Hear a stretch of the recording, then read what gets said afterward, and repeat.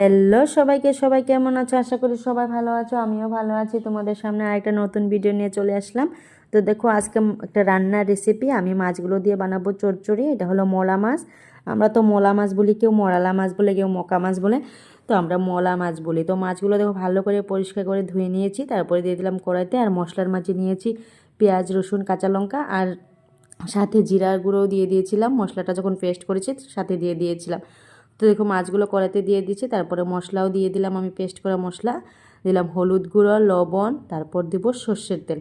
সর্ষের তেলটা দিয়ে ভালো করে মেখে তারপরে পরিমাণ মতো জল দিয়ে ঢেকে কড়াইতে বসিয়ে দেবো। তারপরে আর এটা খুলবো না যেই পর্যন্ত জলটা শুকিয়ে না যায়। জলটা শুকানোর পরে কড়াইটা খুলে তারপরে আমি দেখবো কেমন হয়েছে। আমার তো খেতে দারুণ টেস্ট লাগে এই চচ্চড়িটা, তাই ভাবলাম তোমাদের সাথে শেয়ার করে, তাই আজকে শেয়ার করলাম তোমাদের সাথে। তো দেখো আমার ভালো করে মিক্স করে মাখিয়ে দিয়েছি। তারপরে মশলার বাটিটা ধুয়ে অল্প পরিমাণে জল দিয়ে দিলাম। দেখো তারপরে ফাইনালি আমি কড়াইতে বসিয়ে দিয়েছি। এখন একদমে হবে এটা, জলটা শুকিয়ে গেলে। তারপরে দেখো এটা হলো ফাইনাল লুক। দেখে তো আমার জিভে জল চলে এসেছে। কেমন লাগলো ভিডিওটা অবশ্যই জানিও।